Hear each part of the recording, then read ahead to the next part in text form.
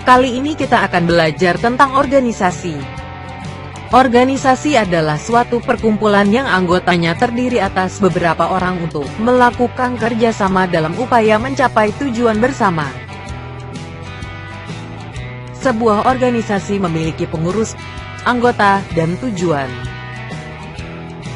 Tujuan dibentuknya organisasi adalah agar kegiatan organisasi berjalan dengan lancar, dan para anggota dapat menjalin kerjasama untuk mencapai tujuan yang telah ditetapkan. Manfaat organisasi. Jadi dapat ditarik kesimpulan bahwasanya aktif dalam organisasi mampu mendatangkan banyak manfaat, seperti menambah wawasan dan pengalaman, mengetahui dan mengembangkan bakat, menambah teman, mudah bergaul, melatih diri mandiri, membagi dan mengisi waktu dengan kegiatan yang bermanfaat, menimbulkan kepercayaan diri dan tidak mudah mengeluh. Adapun tugas-tugas dari pengurus suatu organisasi antara lain. Yang pertama, ketua mempunyai tugas mengurus organisasi, bertanggung jawab keluar dan ke dalam organisasi, memimpin rapat, mengadakan hubungan dengan pihak luar, membuat rencana kerja. Sekretaris mempunyai tugas membantu ketua dalam mengurus organisasi, membuat agenda kegiatan organisasi, membuat surat-surat yang diperlukan, membuat arsip, membuat rencana kerja organisasi bersama ketua. Bendahara mempunyai tugas membantu ketua dalam mengurus organisasi, mengurus masalah keuangan organisasi, membuat laporan keuangan, membantu ketua membuat rencana kerja organisasi. Organisasi memiliki unsur-unsur sebagai berikut. 1. Manusia. Setiap organisasi digerakkan oleh manusia. 2. Tujuan. Tujuan adalah sesuatu yang ingin dicapai dan diwujudkan secara bersama-sama. 3. Pembagian tugas. Dalam suatu organisasi diperlukan pembagian tugas yang jelas. 4. Kerjasama. Sistem kerjasama yang tersusun rapi, mutlak diperlukan dalam sebuah organisasi. Kerjasama penting bagi terselenggaranya tugas dan kewajiban masing-masing anggota organisasi. Tanpa bekerja sama, tujuan organisasi tidak akan pernah tercapai. Assalamualaikum warahmatullahi wabarakatuh. Selamat pagi anak-anak kelas 5. Alhamdulillah bisa berjumpa lagi dengan Pak Edi, meskipun di dalam saluran jaringan yang disebut daring atau dalam jaringan. Kemudian perlu diketahui bahwa untuk pelajaran kemuhammadiyahan mulai pekan ini yang mengajar untuk kelas 5 adalah Pak Luki. Kalau kemarin mungkin masih Bu Cita sama Pak Lukman, karena masih ada revisi, sehingga ada perubahan terkait dengan jam mengajar Bapak Ibu Guru. Baik anak-anak, untuk pelajaran kemuhammadiyahan kelas 5, sebenarnya materinya itu adalah tentang organisasi. Ya. Kalau tadi saya sudah konfirmasi dengan Pak Lukman, sedikit kemarin anak-anak sudah dijelaskan mengenai apa itu organisasi. Mungkin berbeda lagi dengan kelas yang di mana ya, kelas Ki Bagus Hadi Kusumo, ternyata materinya ada perbedaan. Enggak apa-apa, itu insya Allah nanti akan saya ajarkan di semester 2. Untuk selanjutnya kita akan belajar tentang pelajaran organisasi. Tadi anak-anak sudah menyimak video singkat ya tentang sebuah organisasi, gambaran atau deskripsi apa itu organisasi, kemudian tujuannya apa, ciri-cirinya alhamdulillah sudah dijelaskan tadi di depan. Sedikit saya ulas kembali. Jadi sebuah organisasi atau organisasi itu sendiri itu terdiri dari satu kata suku di awal yang merupakan kata pokok, yaitu kata organ yang mempunyai makna tubuh atau badan. Dapat diartikan organ ini merupakan satu kesatuan yang utuh. Nah, dari sini bisa disimpulkan bahwa pengertian dari organisasi ini adalah sebuah perkumpulan yang terdiri dari beberapa orang yang bekerja bersama-sama untuk mencapai tujuan bersama. Itu disebut dengan organisasi. Nah, contoh yang sangat sederhana sekali di dalam kehidupan kita adalah sebuah keluarga. Dalam satu keluarga itu juga bisa dikatakan sebuah organisasi. Organisasi kecil yang ada di rumah. Ada ayah sebagai kepala keluarga, kemudian ada ibu sebagai ibu rumah tangga, dan juga ada anak, mungkin juga bisa ada kakek dan nenek atau saudara yang lainnya. Nah, dalam satu keluarga ini masing-masing tokoh tadi memiliki peran, memiliki tugas, memiliki tanggung jawab yang berbeda-beda. Meskipun demikian, tetap tujuannya satu, yaitu untuk mewujudkan sebuah keluarga yang harmonis, yang sakinah, mawaddah, warahmah. Tuh.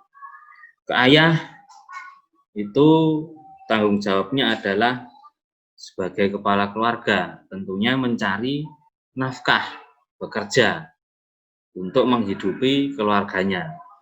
Kemudian ada ibu sebagai ibu rumah tangga, tugasnya itu mengatur dan mengurus rumah tangga dalam kehidupan sehari-hari. Kemudian ada juga anak.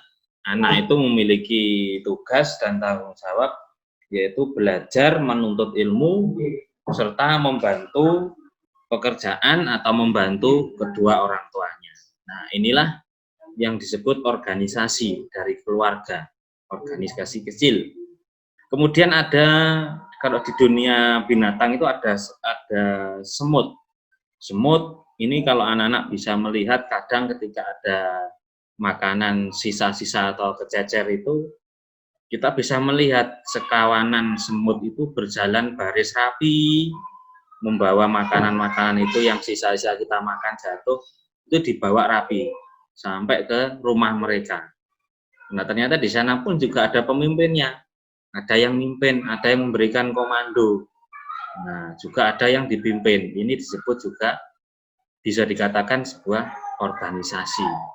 Nah, itu sedikit tadi pengertian mengenai organisasi. Kemudian di dalam sebuah organisasi itu sendiri pasti memiliki yang namanya tujuan, ya. Nah, berikut adalah ciri-ciri organisasi. Yang pertama, ada sekumpulan orang, pasti ada sekawanan orang, entah itu 5, 6, 7, 8. Itu yang ciri-ciri yang pertama. Kemudian yang kedua, memiliki tujuan dan cita-cita yang sama. Dalam sebuah organisasi itu pasti ada yang namanya tujuan. Tujuannya apa dari organisasi kita ini? Misalkan tujuannya agar terwujudnya kelas yang bersih, nyaman, dan kondusif, maka dibentuk organisasi kelas 5 misalkan. Kemudian memiliki program kerja. Setelah ada tujuan, harus punya program. Nah, programnya apa dari organisasi ini? Misalkan begini, struktur organisasi kelas 5, ada ketua, wakil, sekretaris, bendahara, dan sebagainya. Memiliki program yang jelas. Programnya apa? Misalkan ada pengaturan regu piket, pembentukan regu piket kebersihan kelas. Kemudian ada program lagi yang namanya 7K, yaitu kebersihan, kesehatan, kenyamanan, dan lain sebagainya. Itu adalah program kerja. Kemudian yang keempat, ciri yang keempat, pasti ada pembagian tugas nantinya. Ada pelimpahan tugas yang dikomando dari ketua, memberikan tugas kepada sekretaris, kepada bendahara, dan juga kepada masing-masing anggotanya. Sehingga programnya tadi bisa berjalan dan bisa dilaksanakan dengan baik. Kemudian yang kelima, adanya kerjasama. Di dalam sebuah organisasi ini tidak kerja sendiri, tidak bertugas sendiri, punya struktur, ya, punya teman, punya sahabat, punya anggota-anggota yang lain. Nah, anggota-anggota yang lain inilah nanti yang kita gerakkan untuk melaksanakan program kerja yang telah disusun. Dan yang terakhir, di dalam sebuah organisasi itu ciri-cirinya pasti ada yang namanya musyawarah. Musyawarah itu yaitu sebuah kegiatan berdiskusi, membicarakan sesuatu hal guna mencapai kata mufakat. Nah, itu adalah ciri-ciri organisasi. Kemudian tadi juga dijelaskan secara singkat manfaat dari organisasi itu apa. Nah, manfaatnya ternyata banyak sekali. Yang pertama bisa menambah teman atau sahabat yang semula belum kenal, yang semula tidak tahu, dengan berinteraksi akhirnya kita bisa berkenalan, akhirnya tambah teman. Kemudian menambah wawasan kita dengan berikut organisasi insya Allah bisa bertambah.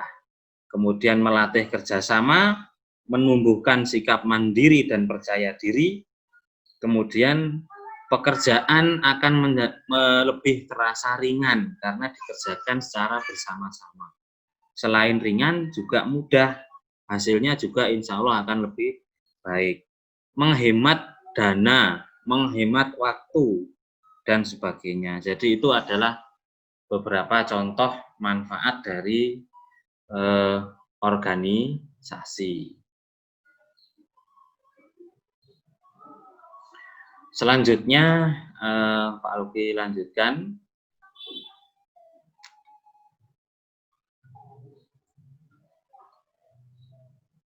Nah, pengorganisasian di dalam Muhammadiyah itu tadi adalah gambaran tentang sebuah organisasi. Muhammadiyah itu merupakan sebuah organisasi. Mengapa? Karena semua ciri-ciri yang saya sampaikan tadi, yang kita pelajari bersama tadi tentang organisasi itu ada di Muhammadiyah. Semuanya insya Allah ada, mulai dari beberapa orang, insya Allah juga banyak.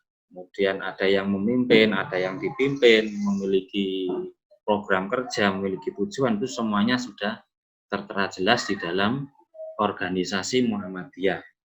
Nah, selain itu Allah ini menganjurkan kepada manusia ini untuk membuat sebuah organisasi, untuk aktif di dalam sebuah organisasi.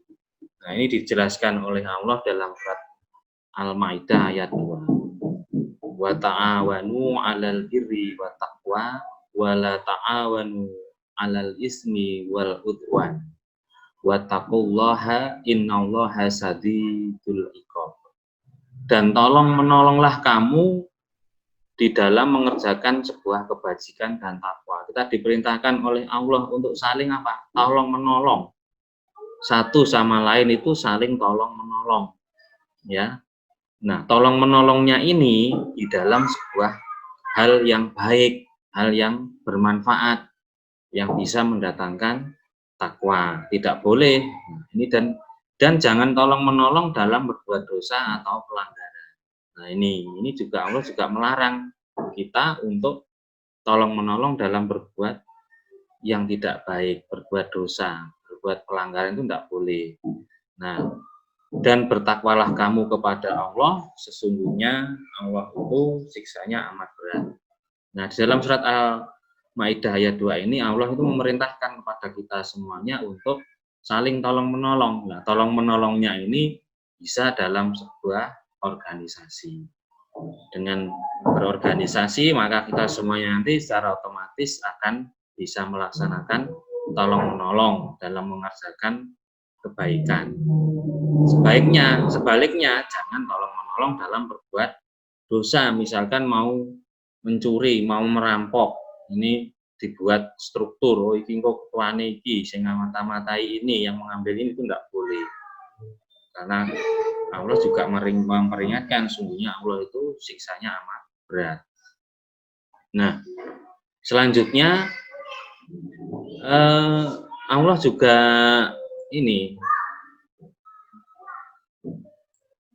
memberikan firman di dalam surat Ali Imran ayat 104, wal taku minkum ummatun yad'una ilal khairi wa ya'muruna bil ma'rufi wa yanhauna 'anil munkar wa ulaika humul muflihun.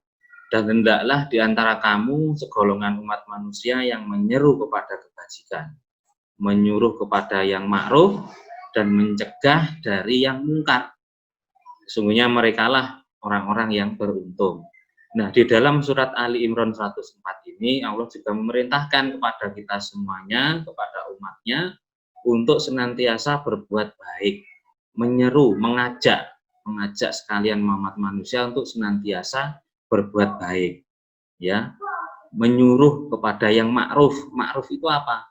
Hal-hal yang bersifat baik, ya, saling tolong menolong, saling membantu dan sebagainya, dan juga mencegah diri dari perbuatan yang mungkar, perbuatan yang tidak baik, perbuatan yang tercela. Nah, orang-orang yang seperti inilah dikategorikan Allah itu merekalah orang-orang yang beruntung.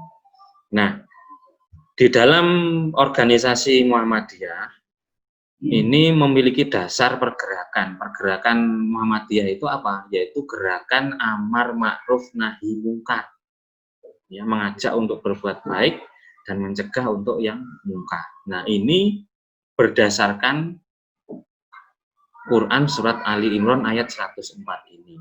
Jadi firman Allah di dalam Ali Imran ayat 104 ini dipakai Muhammadiyah untuk sebagai dasar pergerakan utama di dalam Muhammadiyah. Kemudian untuk pengorganisasian Muhammadiyah ini, ya, yang disebut pengorganisasian itu merupakan sebuah proses atau kegiatan menyusun sebuah struktur organisasi. Tadi saya sudah jelaskan bahwa dalam satu organisasi itu pasti ada banyak orang, tidak mungkin bekerja sendiri, harus dibantu oleh yang lain. Nah, cara membantunya ini harus dibentuk sebuah struktur, ya. Struktur ini dibentuk sesuai dengan tujuan dari organisasinya itu apa, kemudian sumbernya dari mana, dan lingkungannya bagaimana. Yang kedua, di dalam Muhammadiyah itu terkenal dengan sebuah istilah kepemimpinan kolektif kolegial. Nah, ini apa itu kolegial? Kolektif kolegial itu apa? Yaitu sebuah organisasi di mana pelaksanaannya itu dilaksanakan secara bersama-sama. Seluruh anggota, seluruh pengurus itu semuanya bekerja bersama-sama untuk mencapai tujuan.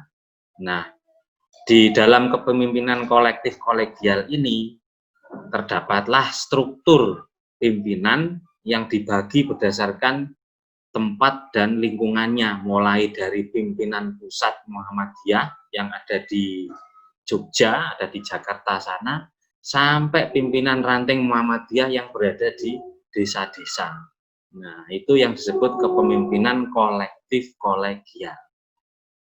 Dan semua konsep pengorganisasian Muhammadiyah ini dapat anak-anak lihat di dalam dokumen yang bernama dokumen anggaran dasar dan anggaran rumah tangga, atau disingkat dengan istilah ADART, yang meliputi pedoman di dalam organisasi Muhammadiyah.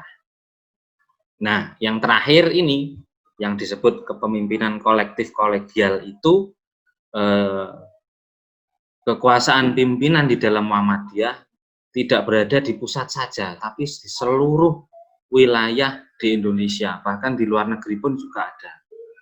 Nah, semua itu dibagi berdasarkan tingkat wilayahnya, mulai dari yang pertama adalah pimpinan pusat Muhammadiyah, ini yang wilayahnya itu meliputi seluruh wilayah di Indonesia, yang disebut dengan kesatuan wilayah negara.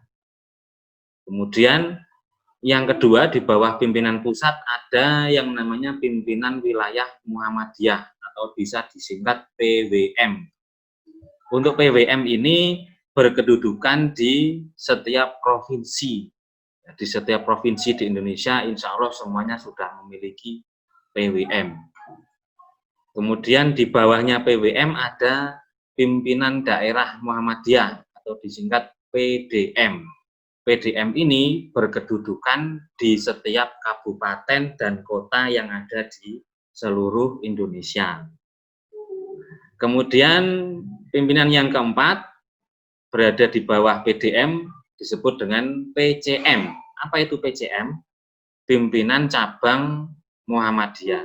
Nah, PCM ini berkedudukan di tingkat kecamatan. Kemudian yang terakhir, pimpinan ranting Muhammadiyah atau disingkat dengan PRM.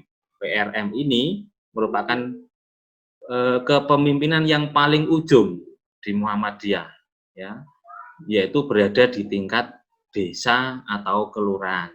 Nah, ada satu lagi pimpinan yang lupa Pak Luki, belum Pak Luki tulis di sini, yaitu pimpinan cabang istimewa, PCIM, pimpinan cabang istimewa Muhammadiyah. Itu kedudukannya di mana, Pak? Kedudukannya ada di luar negeri. Nah, ini jadi tidak hanya di Indonesia saja, Muhammadiyah itu ternyata sudah meluas ke berbagai penjuru negara. Di Brunei ada, Singapura ada, Malaysia ada, di Timur Tengah ada, di Amerika itu juga punya, dan lain sebagainya. Jadi banyak ternyata organisasi Muhammadiyah itu tidak hanya di Indonesia saja, merupakan organisasi Islam terbesar, bahkan dunia itu mengakui the biggest Muslim organization in the world is Muhammadiyah. Jadi Muhammadiyah ini merupakan salah satu organisasi terbesar di dunia, organisasi Islam terbesar. Nah, ini. Jadi ini anak-anak struktur pimpinan Muhammadiyah yang disebut dengan istilah kolektif kolegial tadi. Semua unsur pimpinan ini mulai dari ranting sampai pusat semuanya bekerja bersama-sama, ya, sesuai dengan wilayahnya masing-masing. Untuk apa? Untuk mencapai tujuan bersama, yaitu tujuan dari Persyarikatan Muhammadiyah. Saya kira dari Pak Luki cukup sampai di sini dulu perjumpaan kita mengenai pengorganisasian Muhammadiyah. Insya Allah nanti di lain kesempatan kita akan ketemu lagi. Pak Luki akan sampaikan lebih rinci mengenai organisasi Muhammadiyah. Saya kira cukup demikian. Pak Luki akhiri. Wabillahi taufiq wal hidayah. Wassalamualaikum warahmatullahi wabarakatuh.